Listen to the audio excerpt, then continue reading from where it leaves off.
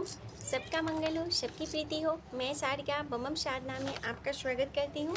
आज मैं बता रही हूँ नवरात्रि के विषय में। नवरात्रि 9 अप्रैल से प्रारंभ होकर के मंगलवार के 9 अप्रैल मंगलवार से प्रारंभ होकर के और 17 तारीख बुधवार तक आपको ये समाप्ति हुई है। इस दिन आपको पूजन पाठ और ध्यान भजन करने में जो नवरात्रि एक ऐसा दिन होता है जिसमें आप जब ध्यान पूजा पाठ का बहुत बड़ा महत्व है। जो नवरात्रि के व्रत करते हैं उनका भी बहुत बड़ा महत्व होता है। माँ दुर्गा को प्रसन्न करने के लिए आप ये व्रत रखते हैं और पूजन करते हैं उनके आशीर्वाद लेने के लिए। तो इस दिन आप जो भी श्रद्धालु हैं जो पूजन पाठ और ध्यान भजन करते हैं उनके बहुत अच्छा लाभ भी मिलता है। उसके बाद इस बार माता जो है वो घोड़ा पर आ रही हैं और मानव पर जा रही हैं। तो इस बार का ये ऐसा लग रहा है कि राजनीति में बहुत ही उठापटक होने की संभावना है। और आप ये ध्यान रखें कि इसमें थोड़ी सी लड़ाई की संभावना बनती है थोड़ी सी।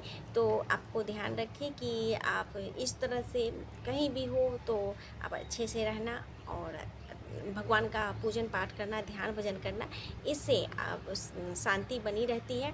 और अपने जीवन में जो भी आप लक्ष्य पाना जाए सही मार्ग पे चले, अच्छे मार्ग पे चले तो अच्छा ही मिलता है। और इस तरह से आपको मैं बताई हूँ कि ये पूजन का जप करने का बहुत बड़ा महत्व है। 9 दिनों का जप करना, पूजन पाठ करने का और संयम से रहने का बहुत बड़ा महत्व है। ब्रह्मचर्य का पालन रखें और पूजन करें।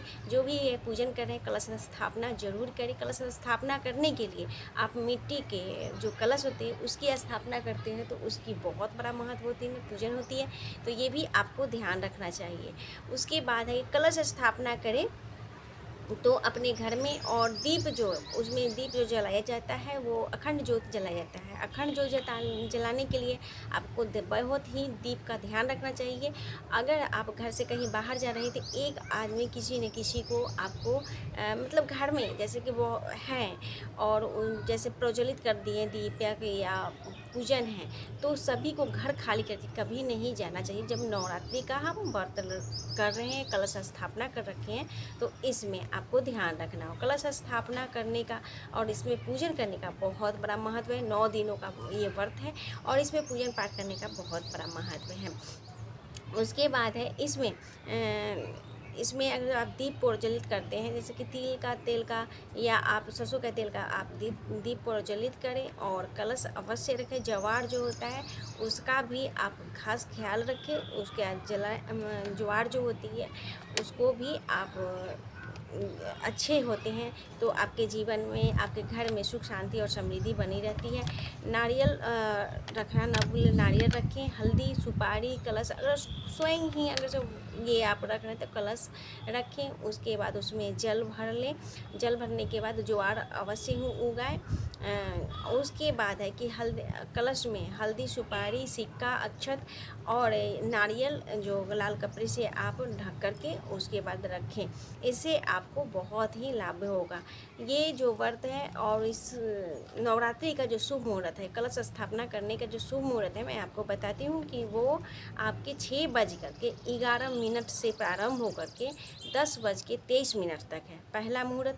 दूसरा मुहूर्त जो है अभिजीत मुहूर्त में है। दूसरा मुहूर्त जो 12:03 से लेकर 12:55 तक है, ये शुभ मुहूर्त माना गया है। तो इसमें आप कलश स्थापना करते हैं तो बहुत ही पुण्य होगी।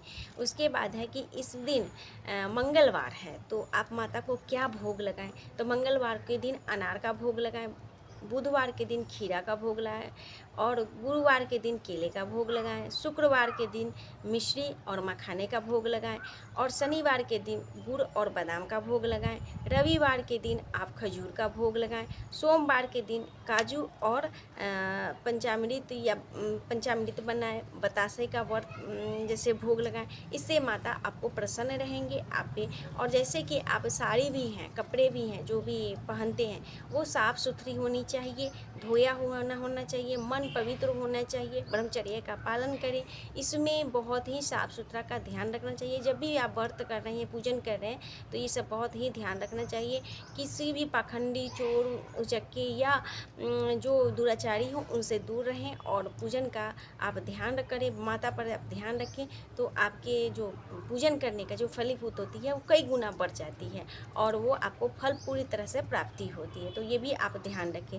आप जो भी मंत्र जप करते हैं, जैसे गुरु मंत्र आपका है तो आप गुरु मंत्र जाप करते हो तो 9 दिनों आप ये गुरु मंत्र जाप करते हैं तो ये गुरु मंत्र आपका कई गुना फलीभूत होती है, ये मंत्र सिद्ध हो जाती है। मंत्र अगर जब आप लक्ष्मी प्राप्ति के लिए या माता की कोई भी बहुत सारे माता का मंत्र है, तो आप जिस भी कामना से ये मंत्र जाप करते हैं 9 दिनों में, तो ये मंत्र फलीभूत होती है, आपके जीवन में बहुत ही अच्छा होता है। तो ये भी आपको बहुत ही अच्छा है।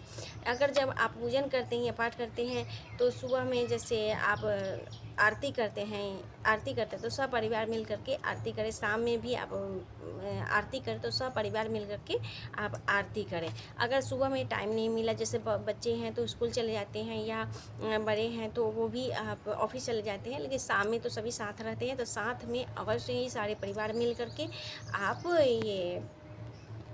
ये आरती करें। इससे आपके घर में सुख शांति और समृद्धि बनी रहेगी। हवन के दिन आप सभी हवन के दिन आप जो भी घर में वाले हैं, जो इनके घर में कलश बैठे हुए हैं, वो छुट्टी अवश्य ले लें, क्योंकि हवन के दिन आप हवन अवश्य करें। हवन करने से आपके घर का वातावरण ये सब भी शुद्ध होती हैं, अच्छी होती हैं। तो ये भी आप ध्यान रखें कि हवन के दिन आप सभी जो भी पूजन कर रहे हैं, घर के परिवार के हर एक सदस्य होनी चाहिए, तो ये भी ध्यान रखें। अखंड ज्योत का अवश्य ही ध्यान रखना चाहिए। इसमें पूजन पाठ करने का, ध्यान भजन करने का बहुत बड़ा महत्व है। तो अखंड ज्योत बूझना नहीं चाहिए। अगर बूझ जाती है तो अच्छा नहीं माना जाता, अशुभ माना जाता है। तो आप ज्योत जब जला रहे हैं तो आपका ज्योत का ध्यान बहुत ही रखना पड़ता है। तो ये भी आप ध्यान रखें। इस दिन पूजा पाठ करने का, ध्यान करने का, भजन करने का बहुत बड़ा महत्व है। तो इसमें आप माता रानी आप हमेशा आशीर्वाद बनाए रहें। मेरे वीडियो पर आप मेरे चैनल पर आप नए हो तो मेरे चैनल को सब्सक्राइब कर लेना, लाइक करना न भूलना और कमेंट कर करके हर हर महादेव अवश्य लिखना। अब मैं अगले वीडियो में आपको फिर मिले, तब तक के लिए हरि।